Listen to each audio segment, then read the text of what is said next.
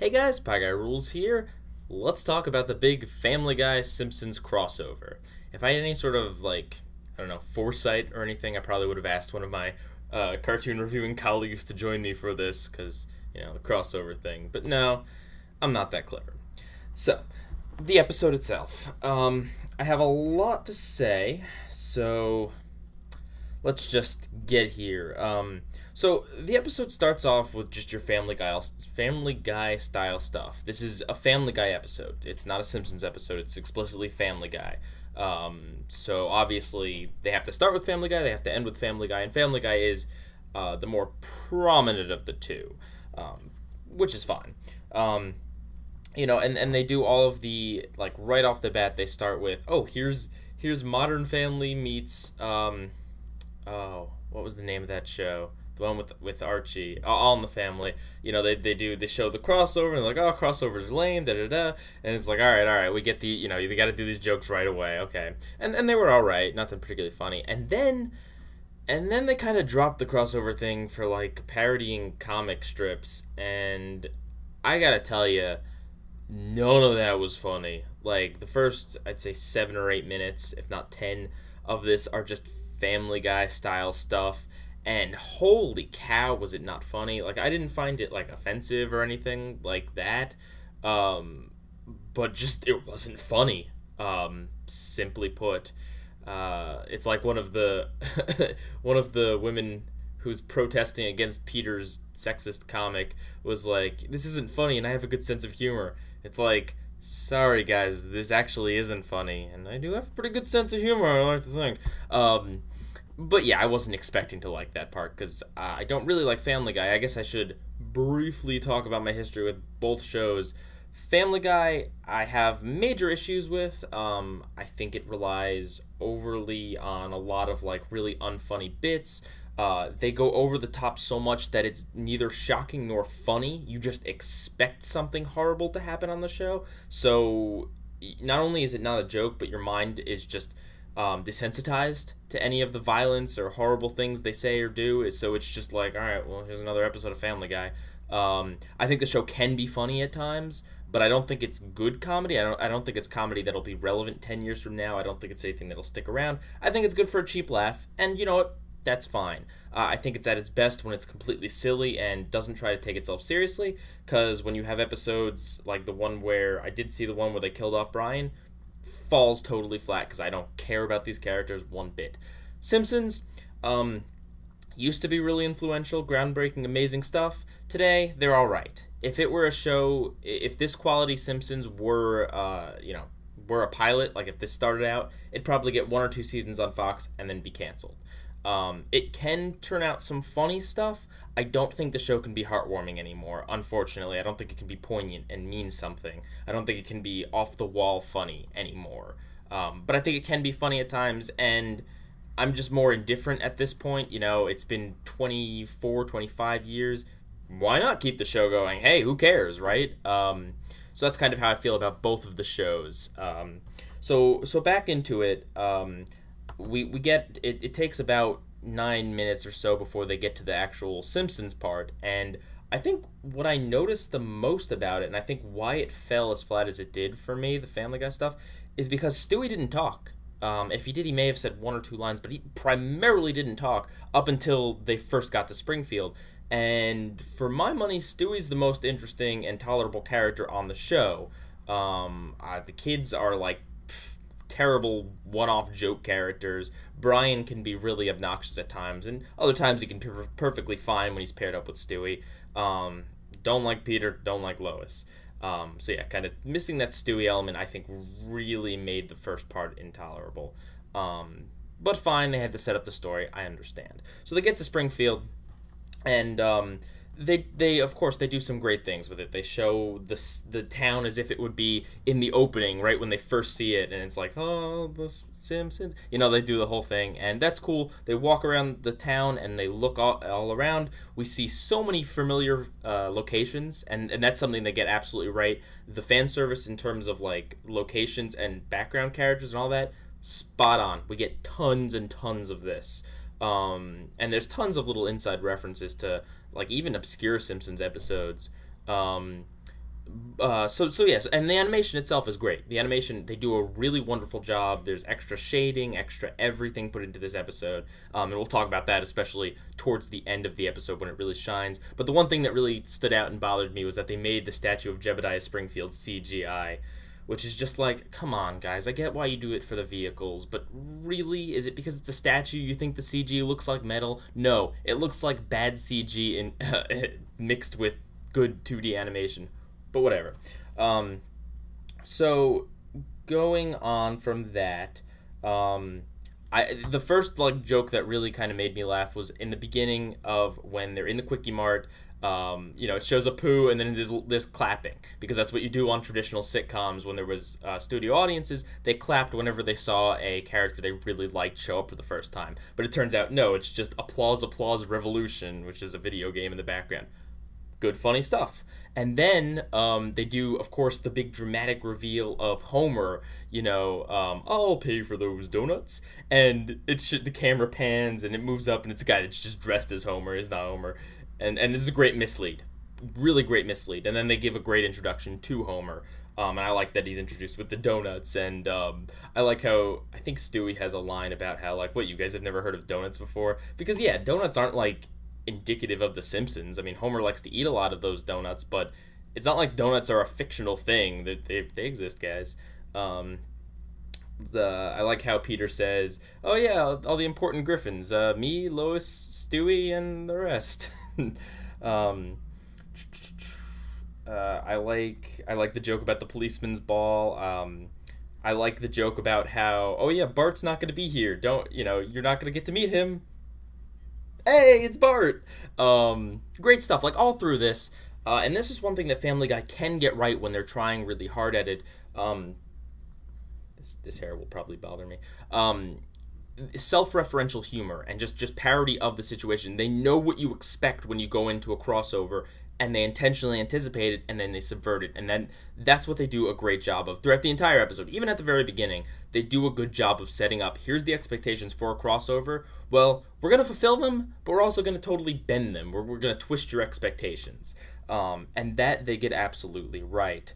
One of probably the funniest line, in my opinion, of the entire thing is when they're at the dinner table and Brian goes up and he's like, there's not a chair for me. And at that point, I totally forgot. I'm like, oh yeah, wait, Brian's a dog. This is like the supernatural thing that like totally wouldn't fly in a normal Simpsons episode. It's like the one thing that would keep them from definitely never being in continuity with the Simpsons.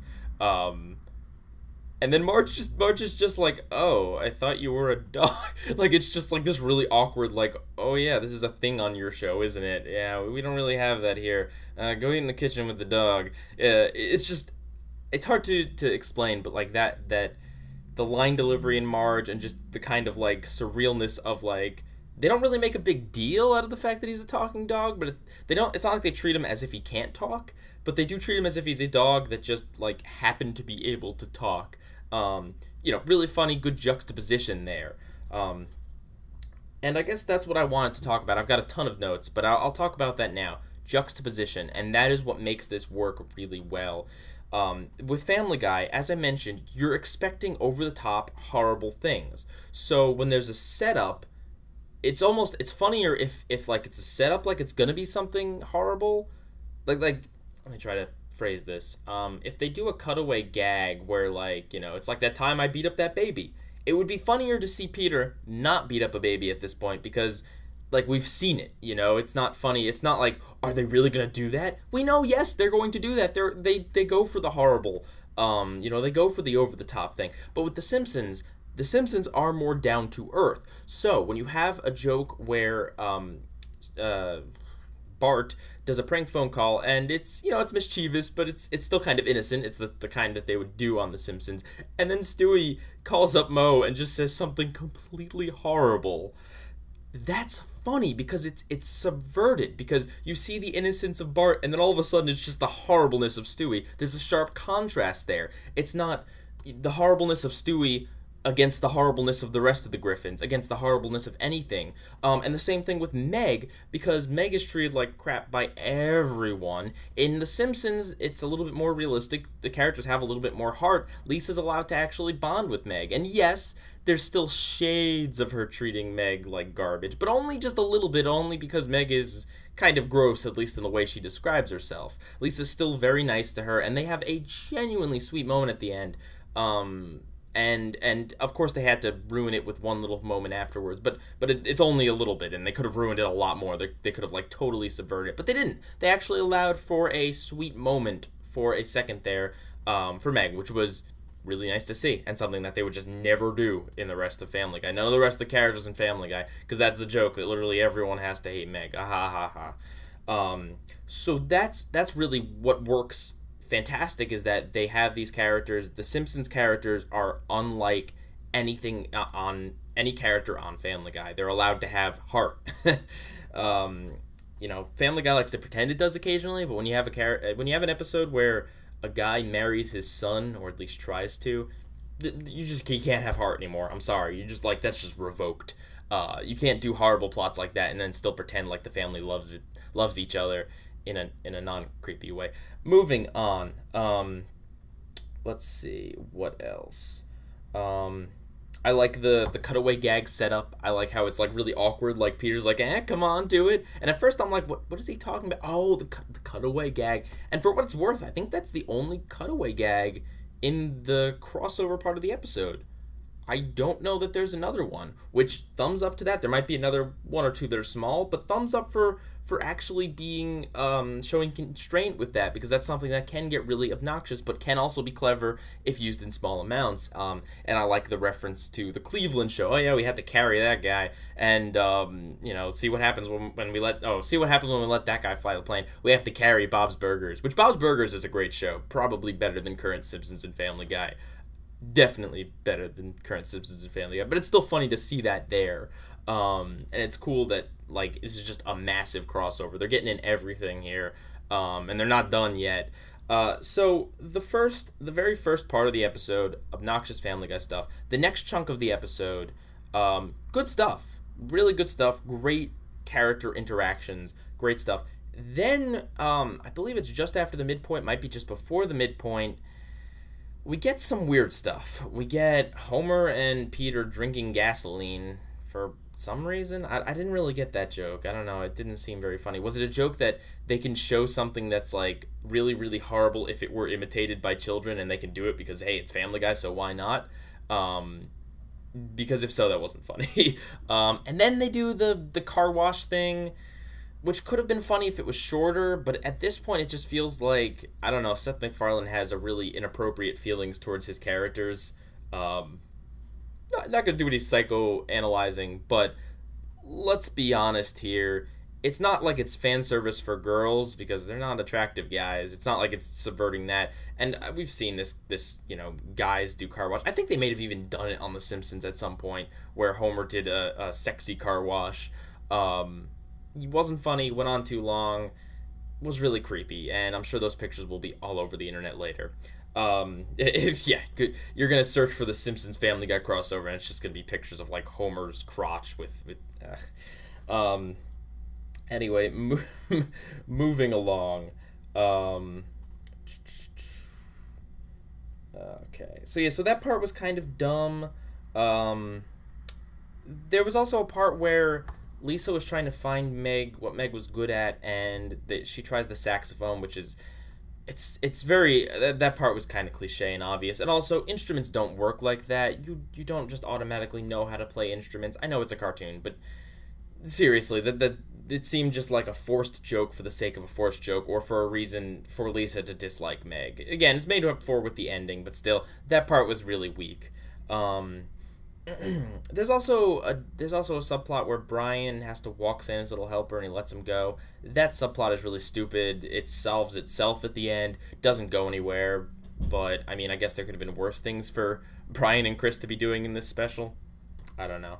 I like the Stewie and Bart bonding as well. I thought there was some clever contrast. I like how in the end it was like, you know, yes, Bart is a mischievous guy, but he would never do this. He would never kidnap people. You know, Stewie is clearly crazy, and pure evil. So moving along then, what else? Oh, there's the interesting turn that happens a little past the midway where we find out that Duff beer is or that whatever the local beer in Quahog is a ripoff of Duff beer, and of course the entire speech is there echo, well, this thing has been around for so long, but maybe this beer is improved on this one because this one stopped being relevant. And of course, it's thinly veiled conversation of these are arguments people have for why Family Guy is better than The Simpsons or why The Simpsons is better than Family Guy, yada, yada, yada. And it's fairly clever and witty. Not the greatest, but, the entire episode's full of stuff like that. And then they go to court, and then there's just a big blowout of here's Quahog characters sitting next to their Springfield equivalents, and they put, then they do all sorts of really fun, clever jokes with that. They have even one obscure one where I forget the name of the celebrity, I forget which one it is, but in one episode of The Simpsons, I saw it recently. I don't remember which one it was, like what the context was. But he goes undercover, like his celebrity is undercover for an acting role in working at the Quickie Mart. He's there, like, and he mentions it. And then I don't know, is it James Wood? Well, one of the recurring celebrities on Family Guy is also sitting next to him. They just do a ton of clever things with that. Then they even throw Fred Flintstone into the mix, which is just brilliant, especially because both Homer and Family Guy, Peter, they are both very, very reminiscent, and I'm sure at least some part loosely based on the original primetime sitcom dad, Fred freaking Flintstone. And I said it on Twitter, I'll say it here, I'm glad this is the closest that Seth MacFarlane has ever gotten to that Flintstones reboot. Because it was funny here. And of course they do the obligatory Kool-Aid Man, but they subvert it, so alright, fine. Fine and good. This part of the episode is decent. I like the comparisons. I'm glad they did that. But nothing too amazing. And let's see what else. So then the last quarter of the episode is one big fight scene, like Peter would do with the chicken, I believe. Again, my lore on Family Guy doesn't go too deep. I don't know too much, but they do that, and for what it's worth, the choreography is fantastic. It goes on for a while, but it does feature several different locations, tons of different fighting styles, even some cameos they throw in the background. They do a lot with it, and then The Simpsons, I think it's the Emmys, because they got all the awards that they've won. Homer starts throwing them at Peter. I think it could have been shortened a little bit. I think there could have been a little bit more story, but I'm really not going to complain because it looked great. They also threw in some great jokes. Homer starts strangling Peter, and Peter's like, you do that to your son? It's like good, funny jokes. Then they, this is where the episode goes completely nuts, where Homer and Peter get radioactive powers, and they fly around. And you know what? Good. If they're going to do something like this, go as over the top, as crazy as possible. Because this isn't a Simpsons episode, and, I don't know if this is canon within Family Guy either. Maybe, possibly. But either way, go nuts with it. Seriously, why not? And that's kind of my feeling towards the entire thing is that, who cares if maybe Homer was a little out of character or a little too jerky, leaning towards jerk Homer that no one likes. But so what? This is Family Guy. They can do whatever they want, and they tell a lot of really funny jokes at each other's shows and crossovers expense. They parody all that sort of stuff. So go nuts with it. And then they have a cameo. Kay and Kodos show up, as well as Roger from American Dad. And then, of course, the best little reference, Springfield Gorge. Gosh, that's amazing. I was just watching an episode yesterday, The Blunder Years, where Homer's like, I remember that time I jumped over Springfield Gorge. I think that's the most referenced thing that's happened on The Simpsons. The show has at least shown clips of that, like 5 or 6 or 7 or 10 different times in the course of the show. There's been one where they extended on the scene. There's been one, like I said, in The Blunder Years where he references it. I'm sure it's been shown in a clip show or two.